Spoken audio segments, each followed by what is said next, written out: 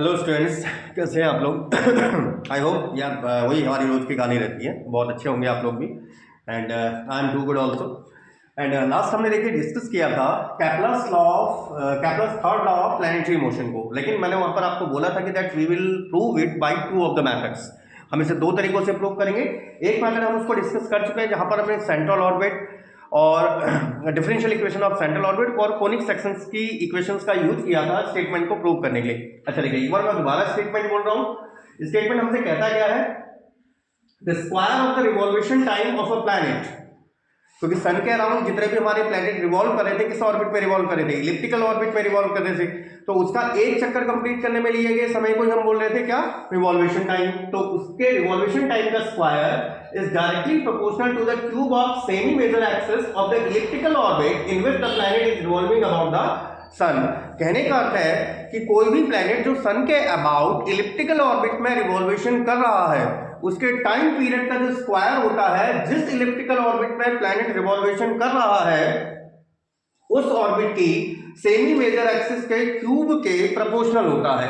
Mean to से, देखिए आपने जो इससे पहले रीड किया था, मैं सेम वही प्रोसेस ले रहा हूं। हम मान ले रहे हैं कि ये वो इलिप्टिकल ऑर्बिट है जिसमें प्लैनेट हमारा रिवॉल्व कर रहा है सन के अबाउट, और ये चीज तो अब आपको वैल्यू होनी है भाई। ये इसमें मेजर एक्सिस, एक आपकी माइनर एक्सिस है। ये आ गया सेंटर, और सन कहां पर होता है इसके? किसी एक फोकस पर। ये हमारे सन की पोजीशन है। हम मान ले रहे सन का मास m है। ये पोजीशन जहां पर प्लैनेट सन के बिल्कुल पास में होता है, that is position of perihelion, या पेरिजी भी मैंने आपको बताया था, पेरिजी भी बोल देते हैं इसे। और ये पोजीशन जब प्लैनेट हमारा सन से मैक्सिमम दूरी पर होता है, दैट इज अपेलियन। ये मैक्सिमम डिस्टेंस है। अच्छा, ये जो मिनिमम, यहां पर अगर हम ये मान के चल रहे हैं कि if cartesian equation of ellipse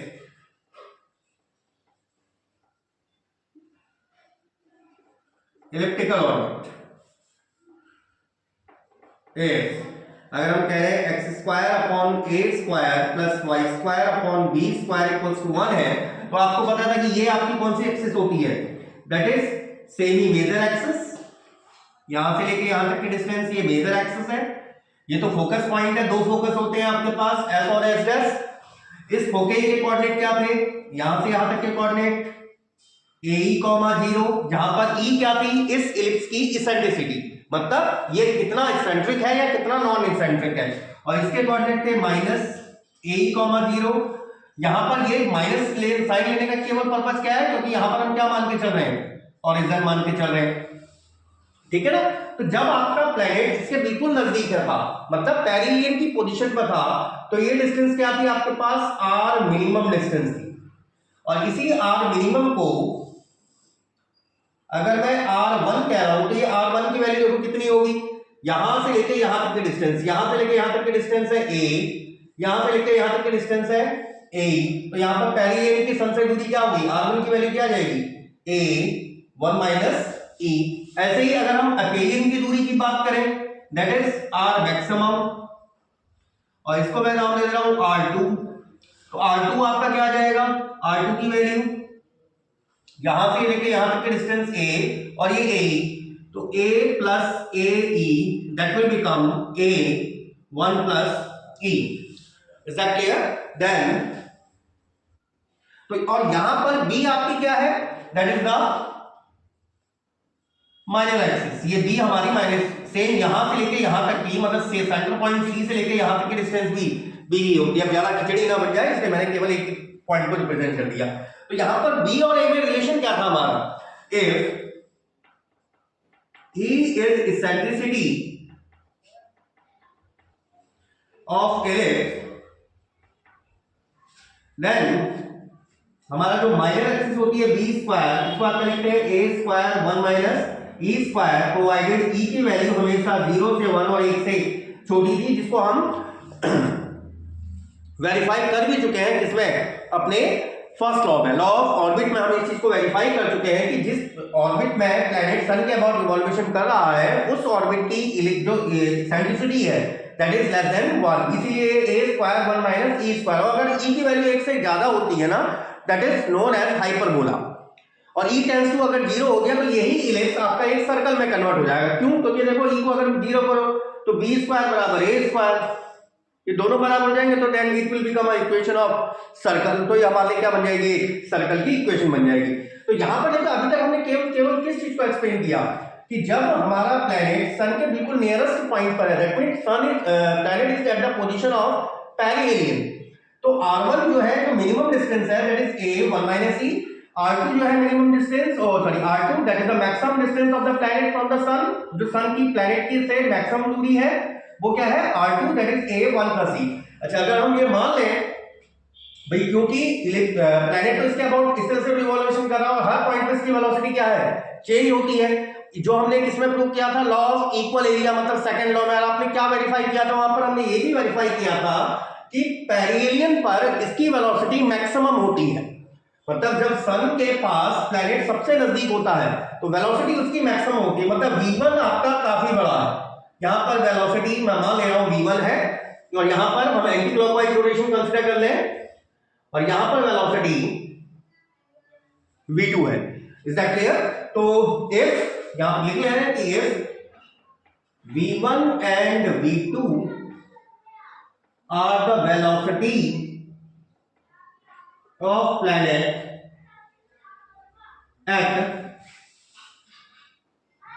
perihelion p and aphelion a, then कौन सी बड़ी हो जाएगी? v1 must be greater than v2 by second law of Kepler. ये कैपलर के सेकेंड लॉ से हमें एक चीज पता है कि v1 की वैल्यू v2 से बड़ी होगी। चलिए एक बार फर्स्ट ऑफ ऑल इतना कॉपी कर लीजिए, देन एक बार फिगर को हम ऊपर ड्रॉ करके फिर इस चीज को वेरीफाई करने जा रहे हैं कि इस प्लैनेट का रिवॉल्यूशन टाइम हम मान ले रहे हैं, रिवॉल्यूशन टाइम इसका t है, सेमी मेजर एक्सिस आपको दिख ही रही है a। Is that clear? तो हमको क्या वेरीफाई करना है?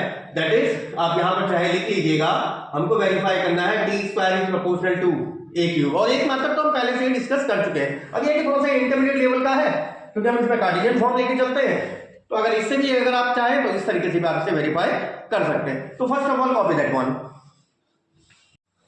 ठीक है? तो हमारा v1 की वैल्यू v2 से ऊपर होगी क्योंकि पैरेलल पे वेलोसिटी ज्यादा होती है, ठीक है? अच्छा, बाय सेकंड लॉ आपने एक चीज पढ़ी थी, by law of equal areas. Equal areas आपके स्क्रीन पर आ भी रहा होगा, लॉ ऑफ इक्वल एरिया। तो वहां पर आपने क्या प्रूव किया था? एरियल वेलोसिटी ऑफ प्लैनेट ये हमेशा क्या होती है? कांस्टेंट। ये वैल्यू हमेशा कांस्टेंट होती है, जहां पर l क्या है? That is angular momentum, a क्या है? एरिया, t है टाइम। तो अगर हम पूरी एक कंप्लीट टाइमिंग में अगर हम ये मान लें कि पूरा एक साइकिल कंप्लीट करने में t समय लेता है, देखिए पूरी एक कंप्लीट साइकिल करने में t समय लेता है, तो यही एक्सप्रेशन क्या बन जाएगा? If planet takes time t in completing one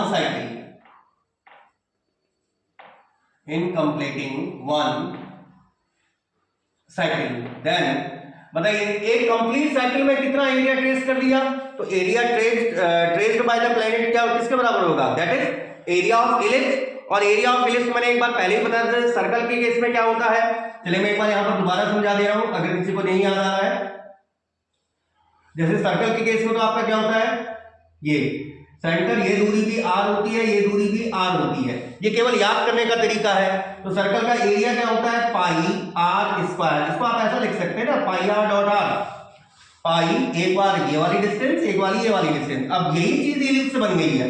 ellipse के केस में ये आ गया सेंटर, ये दूरी है a, ये हाइट है b, तो इसका एरिया क्या आ जाएगा? पाई a और नेक्स्ट वाली b। तो यहां पर एरिया ट्रेस्ड बाय प्लैनेट, पूरा एक साइकिल में ट्रेस्ड बाय प्लैनेट कितना हो गया? That is pi a b upon t equals to l by 2m, या फिर इसी को क्या लिखेंगे? Pi a b by t l। कहीं पर भी निकाल दिए क्योंकि पूरा एंगुलर मोमेंटम तो इसका कांस्टेंट है, तो किसी भी पॉइंट पर निकालिए, p पर निकाल दे रहा हूं मैं, तो ये p पे क्या आ जाएगा? एंगुलर मोमेंटम को क्या कहते हैं आप?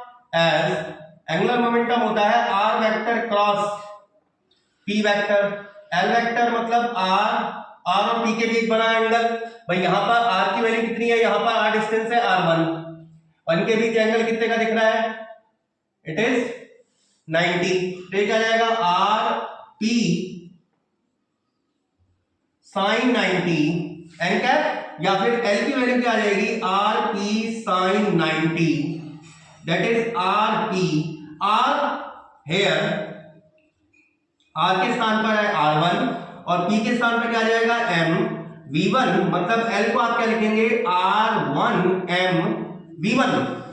एग्जैक्ट है। तो यहां पर आपके पास एक्सप्रेशन क्या बन गया, R1 M V1 upon 2M, यहां से यहां cancel out, it is pi a b by t, it is R1 V1 by 2 और इसको नाम दे दिया मैंने S1। मतलब I have to find out the velocity at perihelion. Perihelion पर हमें इसकी वेलोसिटी निकालनी पड़ेगी।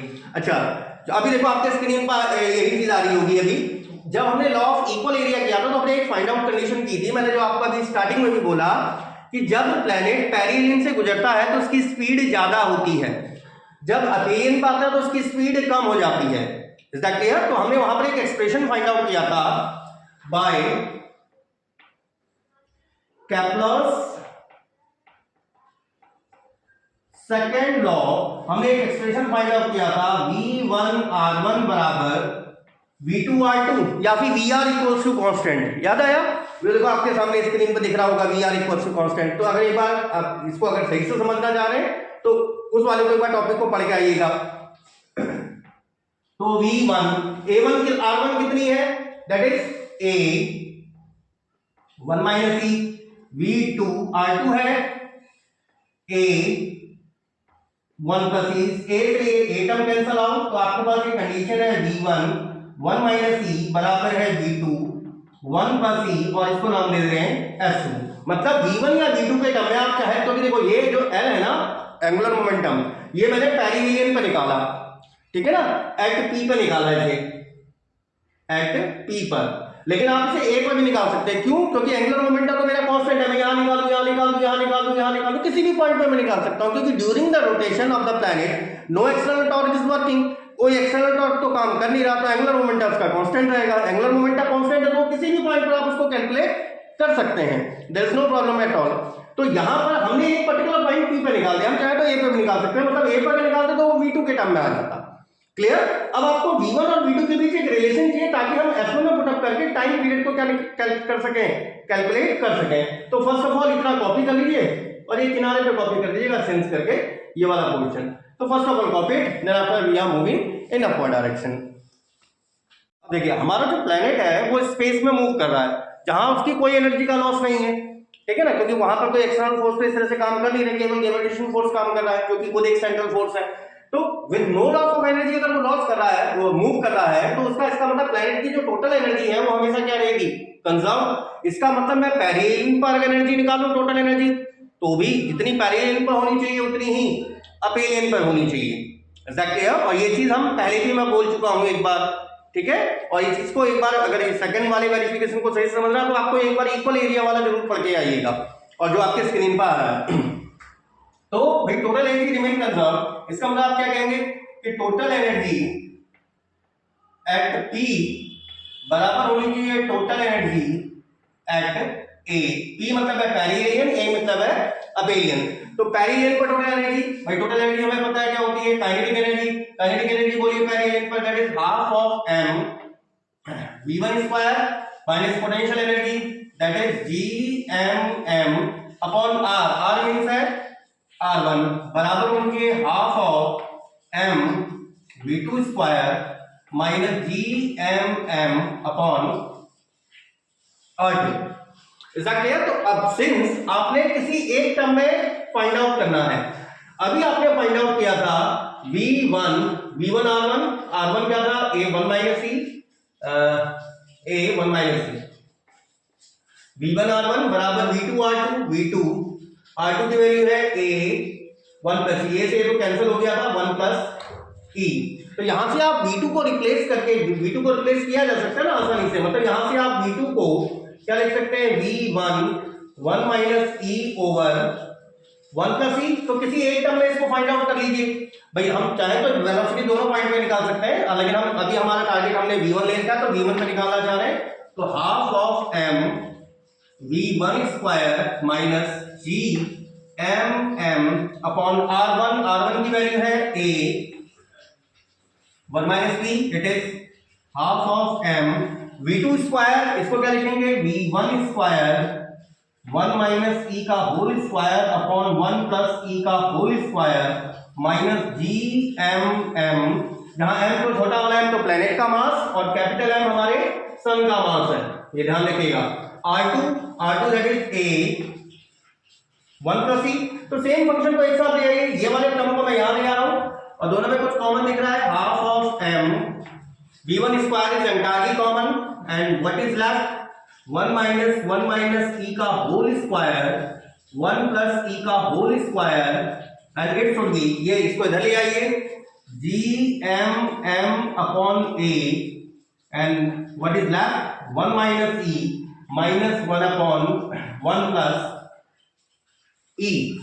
यहां पर एक बार इसको ऊपर ले आके सॉल्व कर दीजिए, पहले चीज तो देखो एम से एम टर्म में कैंसिल आउट हो जा रहा है, यहां पर क्या आपके पास v1 square by 2, Here it is 1 plus e का whole square minus 1 minus e का whole square upon 1 plus e का whole square, it should be G M by A 1 plus e minus 1 plus e upon 1 minus e का whole square.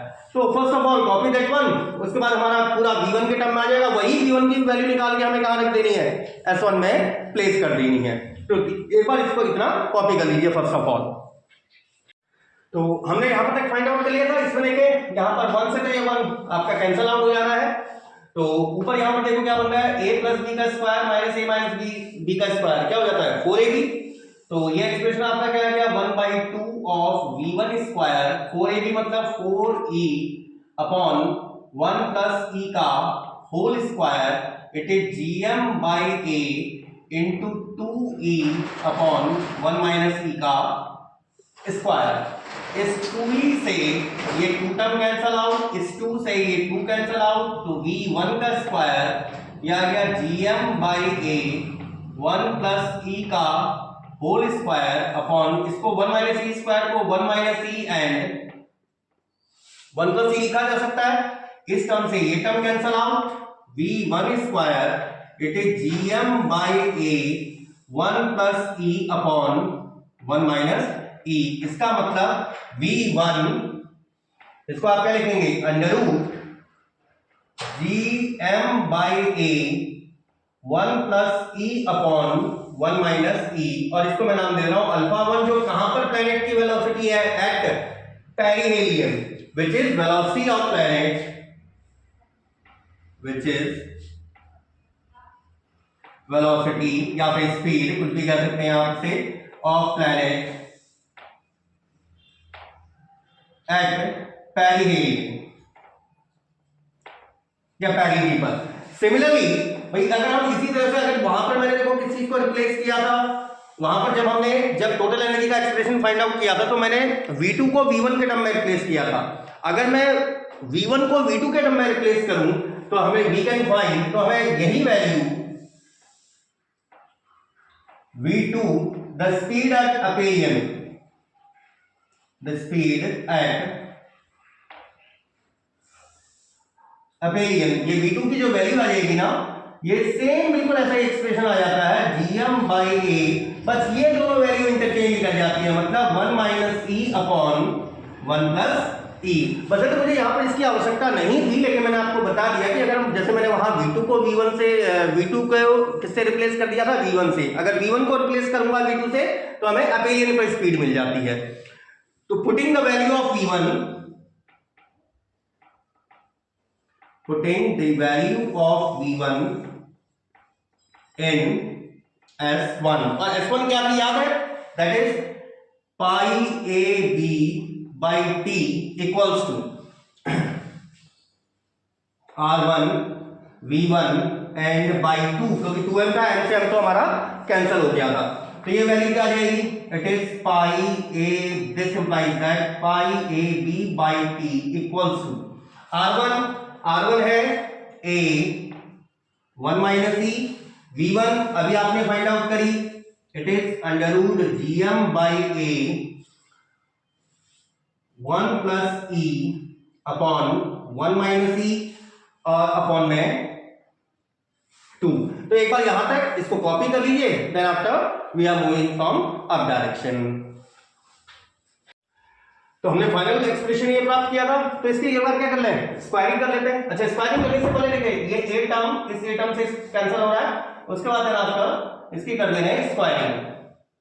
तो squaring करिए तो pi square b square upon t square, it is 1 minus e का whole square by 4 and here it is gm by a 1 plus e and upon में 1 minus e। अच्छा, but भाई Cartesian coordinate system में हम जब ellipse की equation लिख रहे तो बी स्क्वायर इसके बराबर था a square 1 minus e square. तो यहां पर ये वैल्यू प्लेस कर सकते हैं आप लोग, पाई square a square 1 minus e square upon t square, here it is 1 minus e 1 minus e upon 4 gm by a 1 plus e upon 1 minus e। इस 1 minus e से ये 1 minus e term cancel out और कुछ term cancel हो रहा है इस, तो ये आ गया pi square a square 1 minus e का square upon t square equals to 1 by 4 of gm by a minus b a plus b 1 minus a minus a square minus b square. तो ये टर्म भी आपका cancel out, is that clear?